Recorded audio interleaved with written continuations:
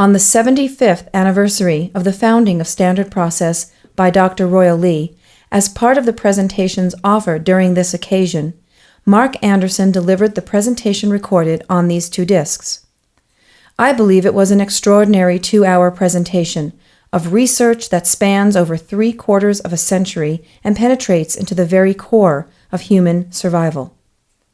Every doctor and health researcher has sought to understand the complexities of human immunity, especially resistance to infection and human frailty in the presence of dangerous microorganisms. We share the earth with these invisible pathogens. Historically, they have been blamed for more human misery and death than all other causes combined. Just consider the year 1918, the final year of World War I, which after 4 years killed 8 million people on both sides. But from March through November of that year, a span of 9 months, the Spanish influenza swept the planet with a fulminating frenzy, killing over 40 million people on all inhabited continents. But were these microbes the central cause? Rather than search for a separate cure for each new bug that plagued mankind, Dr. Royal Lee searched for comprehensive answers to the mysteries of human immunity and health. Dr. Lee had a remarkable genius for integrating knowledge into basic fundamental principles that encompassed universal applications. He derived these principles from his lifelong, exhaustive study into the relationship of nutrition and human physiology. The results of his body of work left no doubt that the truth is no respecter of the factitious authorities or institutions who proceeded in a different direction. Reality is reality, and no amount of opposition, which Lee faced his entire life, alters fundamental and provable facts. What Mark Anderson aims to do in this presentation is validate Lee's profound postulates on human immunity by meticulously integrating a vast range of references from authoritative and advanced research documented long after Dr. Lee's time. Mark's method is straightforward. He starts with exact and extensive quotes by Dr. Lee, then he holds them up transparently against world-class, peer-reviewed scientific research documented many decades since Dr. Lee articulated his basic conclusions. After culling through enormous quantities of published research, Mark has discovered and proven that Lee's conclusions are independently and repeatedly validated at the highest level of medical research. The general failure to apply this knowledge has led to tragic consequences. The simple fact is, long before Royal Lee ever lived, and long after you and I have shed this mortal coil, the nutritional interconnection of the immune system and the forms of nutrients needed to protect human beings has been and will remain a law of nature. True facts are not a matter of popular beliefs or even the shifting fads of scientific consensus. The reason for this is found in a simple statement Dr. Lee repeated many times. This statement expresses the unifying principle behind the causes of health. The body cannot make something out of nothing. Mark's personal experience applying Dr. Lee's principles, combined with his 32 years of working with doctors and health professionals, hearing their consistent reports on the benefits of applying Lee's principles, caused Mark to realize something that would lead him through years of study, research, and teaching. He realized that the profound truth behind the applications of Lee's theories could not have escaped the attention of medical researchers around the world. Often, scientists and doctors working on one particular avenue of research report valid findings that make more comprehensive sense to someone who is working on a larger area of interest, because the finding of the former fills in the bigger picture being pursued. Therefore, Mark began his search for the pieces and parts of Lee's unified principles, and has indeed found more than is necessary to support Lee's work. Consequently, Mark Anderson is personally responsible for rediscovering, gathering, collecting, restoring, and cataloging vast amounts of previously discarded, transcribed as well as live, lecture recordings given by Dr. Lee from the 1920s through the 1960s. I personally worked for many years with Mark in the recovery and restoration of the Lee CDs, which comprise about 38 hours of audio that has been digitally restored and are now available as lectures of Dr. Royal Lee Volume 2, available only through Saline River Press. Please enjoy the fruits of these labors as Mark discusses the unifying principles of health and illuminates what he refers to as the triad. It looks like it's time to get started. I'm not Mark Anderson. That's Mark Anderson. I'm Benton Wigton. In order for me to introduce Mark, I just want to give you a brief overview of my history. I'm second generation standard process. My father started out as a distributor in Pennsylvania and Ohio back in the 50s. My father's brother-in-law was John Courtney, a name that you all recognize. So having grown up with that time frame of work with Dr. Lee, with John Courtney, working with Dr. Lee, with my father the same way, I grew up with the Lee philosophy embedded deep within my soul. And as I look back on my life and the fact that I've been able to continue with this work, I'm very happy that we had a man by the name of Dr. Royal Lee. But there's not too many people that I know of that embody the spirit, the philosophy, the passion of Dr. Lee as Mark Anderson.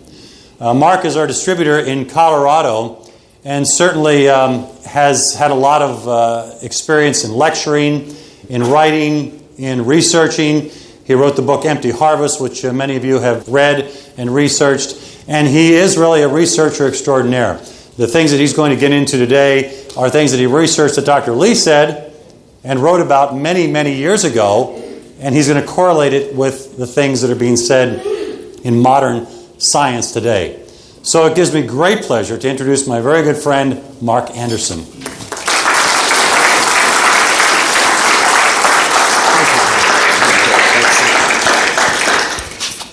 Thanks a lot, Benton. And of course, Benton's family has always been a great asset to Standard Process. It's great to see those multi-generational families continue in this work. I think today we recognize that we're here because of the work of Dr. Royal Lee. But I don't think many of you have had opportunity in the past to be as exposed directly to Dr. Lee as you would perhaps like to be, and if you knew more, would want to be. Stephanie, my wife, and I set out many years ago to fix that because we had access to much of Dr. Lee's work that most people are getting third, fourth, and fifth hand. And I think that you would agree that no one can explain a theory, particularly a controversial or contrarian theory, as well as the person who came up with it themselves, who had the vision, had the insight and the understanding, and thus found it easier to make the complex simple by virtue of their having figured it out, as it were. And with Dr. Lee, I think that some of the most life-saving, profound philosophies, science, and applications that have ever been available to mankind through his work at the Lee Foundation for Nutritional Research and the companies he established, like the Endocardiograph Company, the Lee Engineering Company, and of course Standard Process Laboratories. These were the avenues through which he brought a profound insight and wisdom to people. He was a simple, humble man who grew up on the farm his Norwegian grandfather bought in 1845. He was born in 1895, Dr. Lee. And I know from listening to the Lee CDs that he thought a lot of his grandfather, who he mentions frequently, lessons he learned on the farm. And you can read interesting things in the liner notes should you want to obtain the Lee CDs. One of the things that we had a great experience doing in restoring these ancient and for the most part destroyed and discarded old tapes was one of the great things when we had it all ready. We asked a man who knew Royal Lee very personally if he would care to make an audio introduction. And that man is in this room, and that man is Dr. George Goodhart.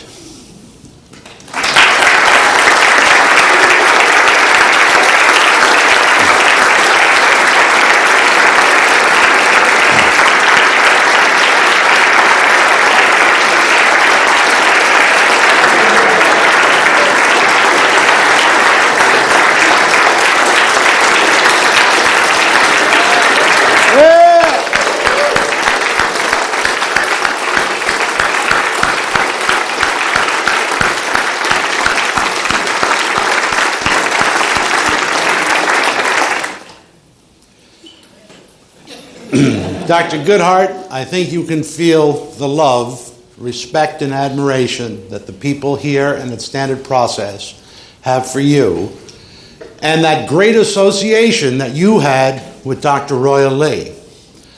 And I believe that you are going to hear some things today from the man himself and the information that I will show you to accompany the things you will hear that I have no doubt will change your life forever. The bad thing about that is that no matter what your age and how late in life you come to this information, you will be sad, you will be grieved that you had not come to it sooner. But that's as it is. No one can change that. You may have been associated with Standard Process for 20 years and have never heard this information put in the way you're going to hear it today. And you will be disappointed and sad that you did not know this at the very beginning of your association with Standard Process. But for those of you who have been using Standard Process, take heart that even though you may not have known the things you're going to hear today, you are actually using them anyway. Why? Because they are incorporated into the Standard Process formulations. And so for many of you, it will simply be an intellectual clarification of what it is that you have been doing and didn't know. It will help you explain why you got some very ill people seriously well. I encourage you to read along as you hear Dr. Lee speak. I will put his words up on the screen even as you hear them, because you're not used to hearing his voice and the cadence at which he speaks, and given the very terrible conditions under which these long-lost tapes were discovered. And so you can't make them much better than what they are here, but they're good enough.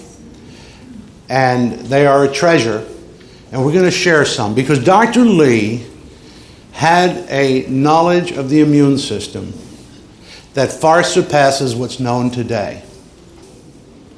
One of the biggest tragedies of human civilization is the precedence of chemical therapy over nutrition. It's the substitution of artificial therapy over natural, of poisons over food, in which we are feeding people poison, trying to correct the reactions of starvation. You all know how ridiculous that is. Now, Dr. Lee was very discredited in his lifetime. And I liken the persecution that he went to something, of course, Einstein was very accepted in the end. But of course, the Nazis from whom he fled thought Einstein needed to be discredited. And they sought to discredit what they called his Jewish physics, his theories, which are embellished in the most famous equation in the history of mankind, E equals mc squared. And so when he came to America, the Nazis published a book called 100 Scientists Against Einstein. Einstein's response upon hearing of this book and the title, if I was wrong, it would take only one. And Dr. Lee had very much that same spirit. He was undeterred by the incredible authoritative forces that were arrayed against him. The entire medical establishment, the government, regulatory bodies, the medical pharmaceutical cartel was bound and determined that Lee's work be discredited at every turn. Now, I say, having studied Dr. Lee's work for over 32 years, that if he were alive today and I presented him with these 36 hours on 32 CDs, audio CDs, and I said, Dr. Lee, would you please go through these and tell me where you want me to cut things that you now think differently of? Now, this is my personal opinion.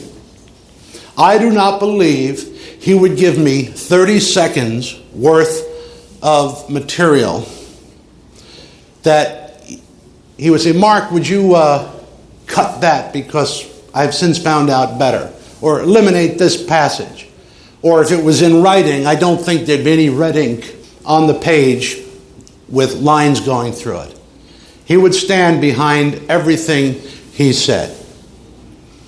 Now, last summer, or last spring of '03, the New York Times Sunday magazine had this cover. Half of what doctors know is wrong. Now, they're speaking of medical doctors. And inside the article, written by Elisa Sanders, MD, has this very incisive paragraph I'll read. A decade ago, I stood alongside my 99 fellow freshmen as we were welcomed into the ranks of medicine in a white coat ceremony. Here, on our first day of med school, we were presented with the short white coats that proclaimed us part of the mystery and discipline of medicine. During that ceremony, the dean said something that was repeated throughout my education. Half of what we teach you here is wrong. Unfortunately, we don't know which half. Now, I'm no math whiz, but according to that calculation, I would say that is about 100% wrong. Or at least 75% wrong, because if you're definitely wrong about half, and you don't know which half, that's half of a half.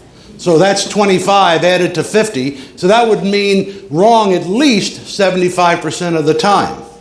But since every time you make that equation, it's 75%, that would mean most of the time you're going to be 100% wrong.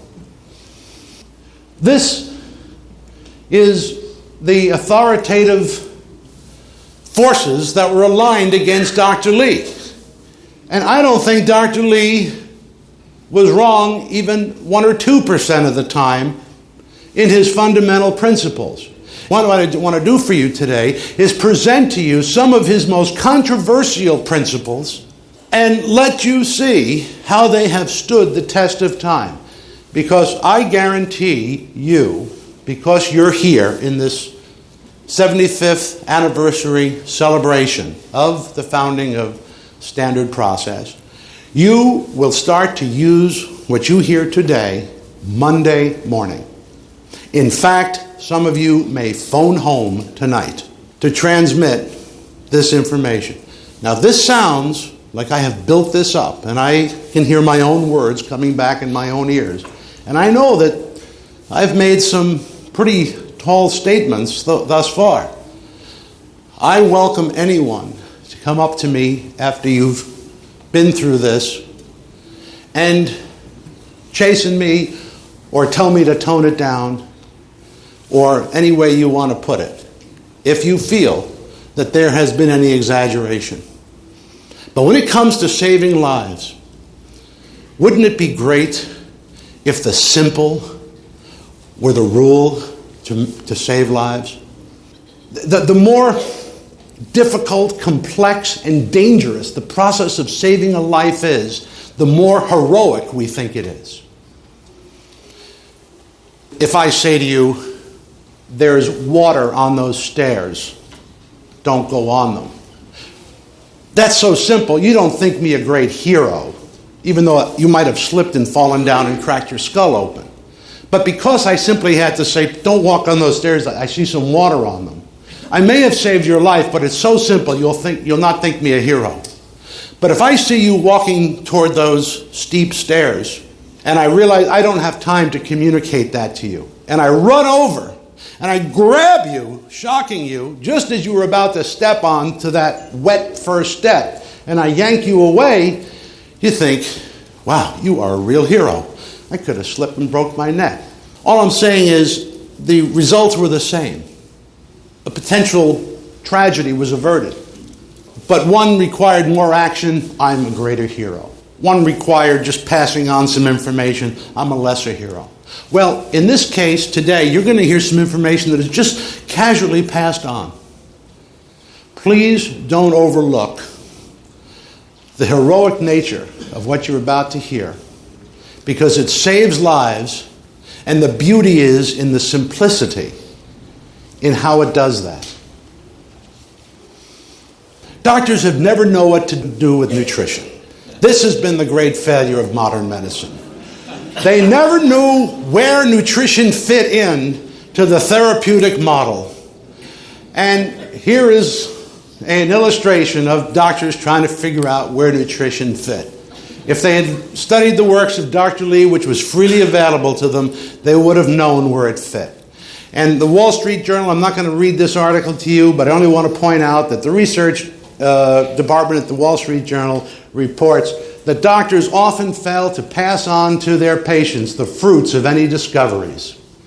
That great research goes on in this world, and everyone thinks their medical doctors are up on the latest. And nowhere more than in the field of nutrition has incredible research been unearthed that is ignored by the profession. Why? Because it does not result in heroic, expensive medications. So let's take every parent's worst nightmare, that they're about to lose a child because of an excruciating fever. What is more frightening to a parent who feels so utterly helpless because their child is burning up with a high fever? What are you going to do to bring down this horrible reaction? Now, I think everyone in this room understands why fevers are necessary. But the helplessness that overcomes a parent when they see their child with a high fever is something that I'm sure all of you here have gone through. More than even with your patients when it's your own child.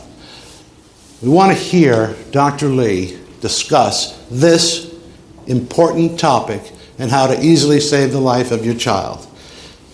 But before I do, because the next slide will start, before I do, I want to tell you a story that Dr. Lee tells, because he grew up on this farm in Wisconsin. And he tells about a neighbor who related the experience of the country doctor leaving the neighbor's home late at night after giving up saving a child who was burning up with diphtheria. And the child was running a comatose fever, and all the symptoms of diphtheria had just taken over. And this kindly old country doctor in the first decade of the 20th century tells the mother, I'm going to stay at the inn down the road because I've done all I can do. But I must tell you, your daughter will not survive the night. And when I return in the morning, it will really be to make arrangements, help you make arrangements. But I've done all I can do, and you need to prepare yourself. These people were strong, farmers. They could hear it. They needed to hear it the way it was. And so the doctor left and drove his buggy to the inn, and he returned, as he promised, about 6 in the morning. when he returned at 6 in the morning, the little girl was sitting up in bed with the mother, heartily drinking soup. And the doctor was astonished and said to the mother, "What happened here last night?" As the doctor touched the girl's forehead, and it was cool. The mother said, "While all night long, I had sent my sons out to all the farms and all the neighbors and collected all the lemons that they could find. And I did what my grandmother had taught us to do, because she said from the old country they heard that if you kept all night long dropping a drop of lemon juice directly into the lips of the diphtheria victim, that this would help, this would bring them out of it. And so all night long, never stopping, drip, drip, drip, drip. And about 5 a.m. this morning, she suddenly awakened. Her temperature was much, much lower, and she was ravished from hunger and thirst. And I've been feeding her ever since. And the doctor said to her, "Well, you know, I've heard of this. I've heard of this lemon treatment." And she said, "But you told me that you had done everything that you could. Why didn't you? Because I don't think you ever mentioned this." And the doctor said, "Well, you know, I'm a professional man, and I'm bound by my duty to only use professional treatments. And this is not a professional treatment." The mother could not believe that the doctor had actually heard of this, knew about it. Dr. Lee, not in this clip, but in the future one, points out that in Germany, the doctors called diphtheria fulminating scurvy,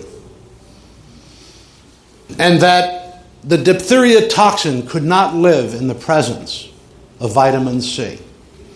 And other doctors with whom Dr. Lee became closely associated knew that the actual degeneration of diphtheria was like a high-speed play of the degeneration of scurvy.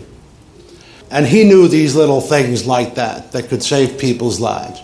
But he'll come to that. But what I want to say here is you're going to hear a clip now where professional treatments, my eye, let's stop people from dying. I'd like to distinguish here between calcium lactate and bone calcium. Bone calcium is calcium phosphate. It cannot be converted in the body into a soluble calcium. It can go into a colloidal form only, finely divided colloidal form. It's not soluble. And the only soluble calcium in the bloodstream is calcium citrate and calcium lactate and calcium bicarbonate. In fact, citrate and lactate are converted into bicarbonate very quickly. It's the bicarbonate that the heart needs when it's lost that second sound. It's the vitamin F that raises your supply of calcium bicarbonate to the tissues. Whenever you need calcium for preventing virus disease, which includes warts, includes polio, includes a lot of things, your main weapon there is calcium. And I want to bring this point out also.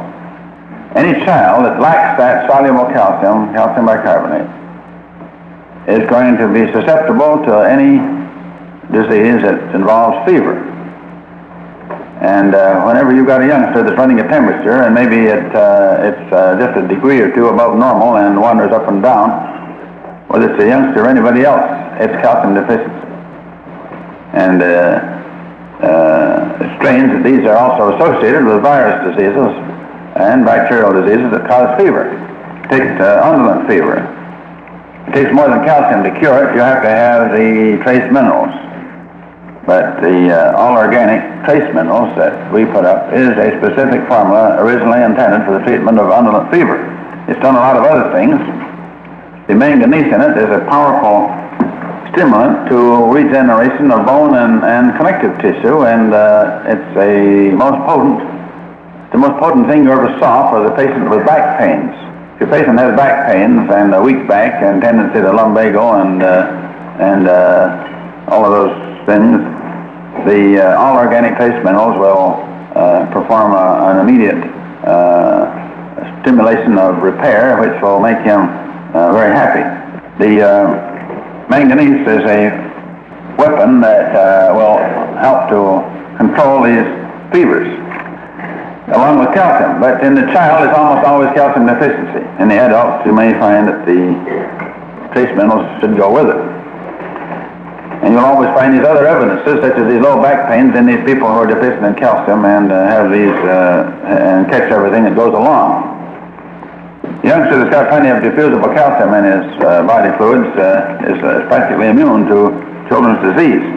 And if you feed that youngster vitamin C and calcium, I don't care if he's already infected with whooping cough or mumps or scarlet fever, you load him up heavily with calcium, lactate, and vitamin C, and a little of the all-organic minerals, and you will be surprised in 24 hours you can eliminate all symptoms.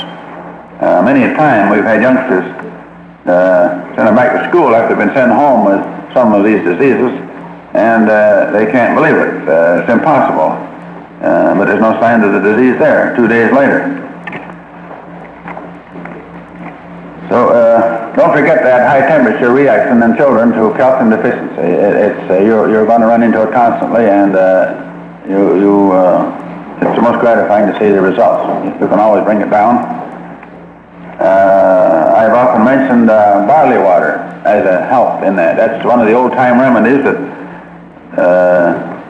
when we were kids, we had to depend more on those things than today, because many of us grew up out in the farms and ranches where a doctor was miles away, and any kind of an emergency, he didn't usually get there until the emergency was over with. And barley water in the old days was one of the weapons was found to take care of most everything that's wrong with a youngster. The baby's teeth are erupting. His body fluids become completely deficient in calcium. Their teeth are picking up the calcium so fast that there's nothing left, and he becomes quite distressed. And a little calcium lactate and barley water, and all those symptoms are melt away in a matter of a few hours, or almost minutes. Barley water, how do you make it? All you do is to soak pearl barley, a cupful in a milk quart bottle full of water, and in the ice box. In the old days, they used to use boiling water and make a tea, but now with ice boxes, we don't have to cook it to keep it from spoiling, and you can soak it in the ice box for 24 hours and drain off the water and throw out your barley and keep the water for drinking. And a youngster with any kind of an illness, whatever, I'd say let him have all the barley water he wants and drink nothing else. Now, Dr. Lee said some things in there that even the lawyers who had to review our material for standard process had a lot of trouble with you hearing. I'll tell you that right now. What did he say on there? Oh, it's for relative to any viral disease, whether you're trying to prevent polio, what have you. Can you believe that he would say such an outrageous thing? That raise the blood calcium in a child with a viral or a bacterial infection, and you can eliminate that within hours, maybe almost minutes? I hope everyone here has enough honest skepticism in themselves to question that, because that's way too simple. Well, let's take a look at the record. Let's go inside the current research that never makes it out of the research laboratory, never makes it into a doctor's armamentarium. Now, you have these notes here, but let's go over them. Here's the American Journal of Medicine. A very interesting study performed in Detroit at an emergency room hospital from February 1988. Now remember, Lee's clip was from 1954. Prevalence and clinical implications of hypocalcemia in acutely ill patients in a medical intensive care setting. A high proportion of the patients were found to have decreased levels of both total and ionized calcium. There was a strong association between sepsis and hypocalcemia. Patients who survived the hospitalization had higher means of ionized and total calcium. The findings suggest that hypocalcemia is a very common abnormality in acutely ill patients and is associated with a poor prognosis.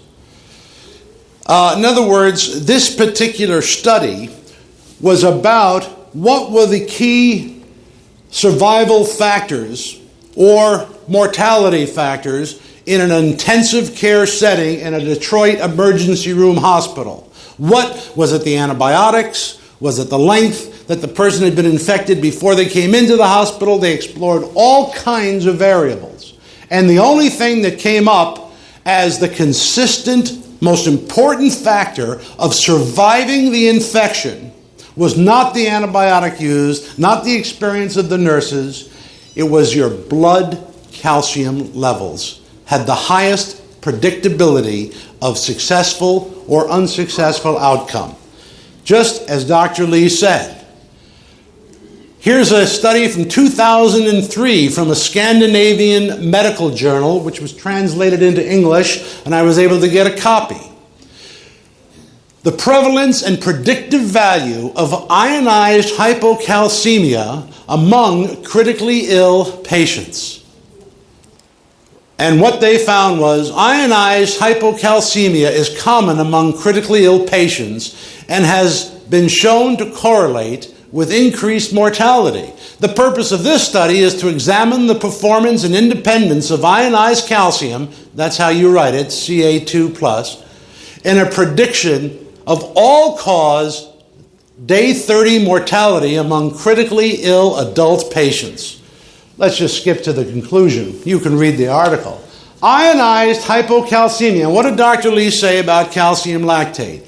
That it was the quickest, and citrate, it was the quickest into calcium bicarbonate. What's another way to express calcium bicarbonate? Ionized calcium. That's what calcium bicarbonate in the blood is. It is free ionized calcium. That's what bicarbonate is. Now remember, sometimes when doctors come to my seminar, the last thing they want to hear me talk about is calcium. And I'll tell you why. Because they think I'm going to talk about bone calcium. Oh, you must have calcium for your bones. Boring, boring, boring. 99% of the calcium in your body is in your bones. 99% of the calcium in your body is in your bones. I am here talking with Dr. Lee about the 1% that's not in your bones, and it's that 1% that's all that stands between you and the microbial kingdom. The 1% of the calcium that's not in your bone is the most important calcium in your body. That's why I didn't show you a slide, but I often entitle this the 1% solution. And so, did I read the conclusion? Ionized hypocalcemia is common among critically ill adults, and it is associated with increased mortality. Ionized hypocalcemia is a common phenomenon among critically ill patients. So how many doctors, if they receive a severe infection in their clinic or hospital, ask for a blood calcium level? It's not done. It's not even thought about. Calcium in critically ill children, the Journal of Pediatrics. Here is a peer-reviewed journal, Hypocalcemia in Critically Ill Children, Department of Pediatrics, Harvard Medical School. Let's go down to the conclusion. We conclude the following. Ionized hypocalcemia is common in severely ill children. Patients with ionized hypocalcemia have a higher mortality rate than those with normocalcemia. However, because the former are more severely ill, no causality is apparent or suggested. Oh, they have so little spine. Why won't they take a stand even looking at their own data? We're not suggesting a cause here of death. We're just noting that all the dead people have very little calcium in their blood. But we're not saying that there's a relationship there. So why are you even wasting our time? Did you just want us to hear you speak? And so here's their own data, even though they refuse to draw the conclusion from their own data. Calcium in critically ill children from the Journal of Pediatrics. Now, it gets much more interesting than even that, because those were clinical setting studies. Let's go into the kind of journals that you probably don't subscribe to. I mean, I don't know how many of you subscribe to the journal Microbial Pathogenesis. From the 1998 May issue, the role of calcium annexins in phagocytosis and the elimination of an attenuated strain of Mycobacterium tuberculosis in human neutrophils. Okay, let's get down to specifics. Tuberculosis bacterium, when presented with a high concentration of ionized calcium, what happens to the infection that has killed more people in the world than any other infection in the history of known mankind? Tuberculosis. Let's scroll down here and see what they have to say. The ability to kill Mycobacterium tuberculosis decreased in the absence of extracellular calcium and when intracellular calcium was reduced. We conclude that neutrophil-mediated killing of mycobacteria is an ionized calcium-dependent process. Anyone prefer pasteurized milk? Would you like to make sure that your blood calcium levels stay low? Or are you afraid of that raw milk cheese and that raw milk yogurt and that unpasteurized dairy with all the easily assimilatable calcium lactate as the organic forms of the calcium in that milk blend with the lactic acid organism of raw milk to create calcium lactate in the gut for immediate transformation into ionizable calcium in the blood? Instead of protecting you from microbes by pasteurizing milk, you are being made susceptible to microbes like tuberculosis by pasteurizing milk. Don't get me started on raw milk or you'll never get to dinner tonight. Now, I think only Dr. Dobbins subscribes to this journal, the Journal of Leukocyte Biology. You know, if you go in Dr. Dobbins' restroom in his office, this is what you see as reading material. Rises in intracellular free calcium, ionized calcium, have been variously associated with phagocytosis-receptor-mediated phagocytosis in macrophages. We show here that activation of murine bone marrow-derived macrophage increases calcium spiking after ligation. The fact that macrophages showed a dramatic response suggested that calcium spikes during phagocytosis mediate or regulate the biochemical mechanisms for microbicidal activities, which is English for calcium stimulates the process by which microbes are killed. Calcium? Hold it, are you talking about the cheapest pill that Standard Process makes? Calcium is what is behind phagocytosis? No, it's not behind it. It's in front of it. And you'll see why. That the whole process of phagocytosis is all dependent upon having ionized calcium available in the blood, just as Dr. Lee knew. Let's go down because there's much more. Many of you didn't read the 1990 issue, the November-December issue of Cell Calcium, but I did, where it said the oxidase in neutrophils. Now, by the way, it's the oxidase enzyme which blasts the microbe with a burning degree of oxygen so that it cannot survive unless to take massive doses of antioxidants so that that process cannot work. So if you've been dosing yourself with tons of synthetic antioxidants, then you are short-circuiting the process whereby the macrophages and the phagocytes and the neutrophils bombard the pathogen with oxygen-concentrating enzymes.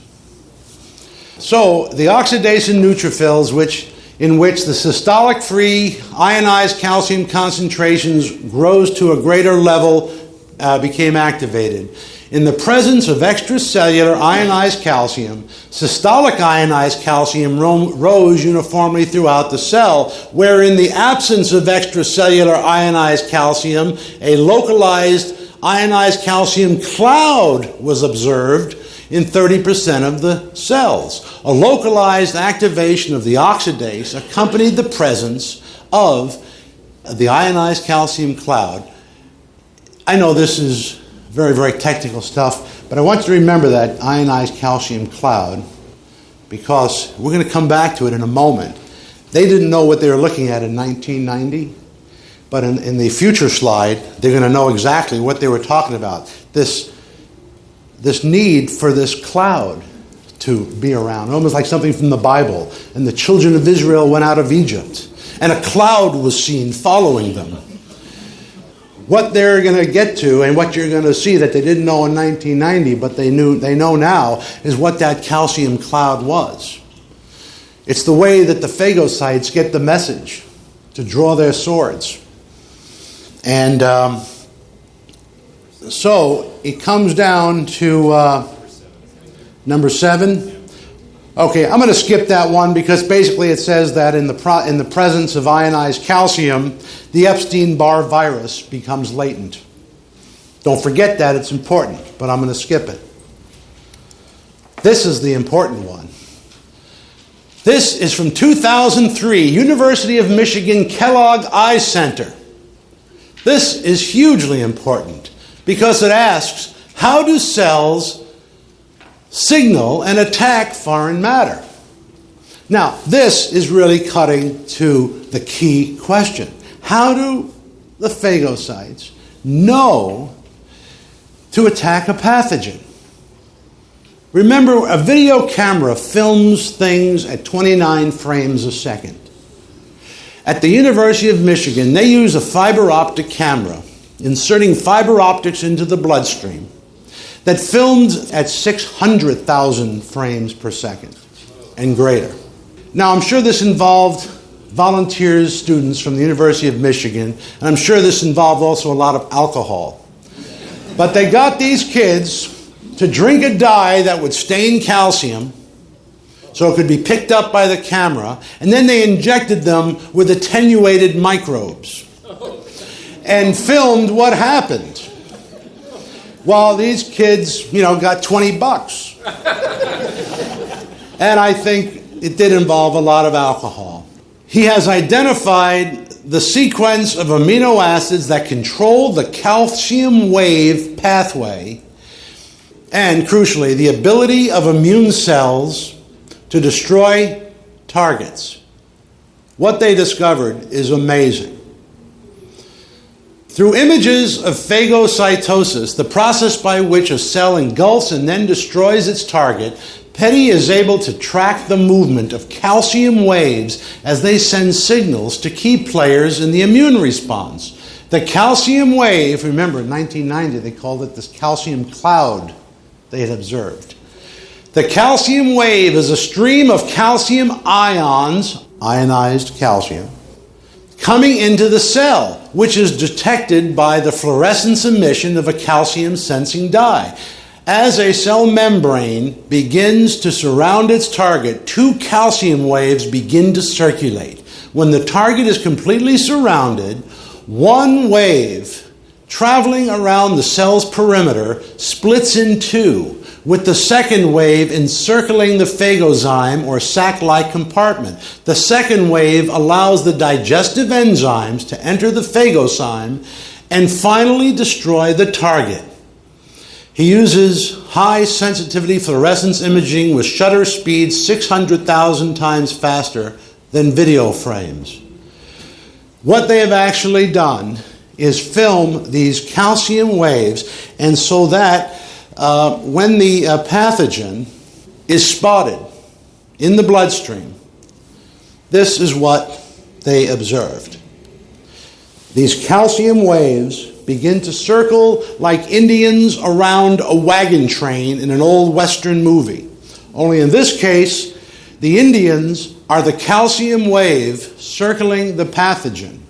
And as this wave begins to circulate, they actually were able to film, in this frame down here on the lower left, the coursing of energy through the calcium ions, which seemed to somehow jumpstart this whole process. And that when these calcium waves began, because of the calcium ions going to the pathogen, this is what awakens the phagocytes to come and destroy. Regardless of what the pathogen is, you actually get this thing that nobody knew about, called this calcium wave. You heard it referred to 10 years earlier as this calcium cloud. Now they've actually filmed how the ionized calcium in the blood starts to do this dance of life around the pathogen.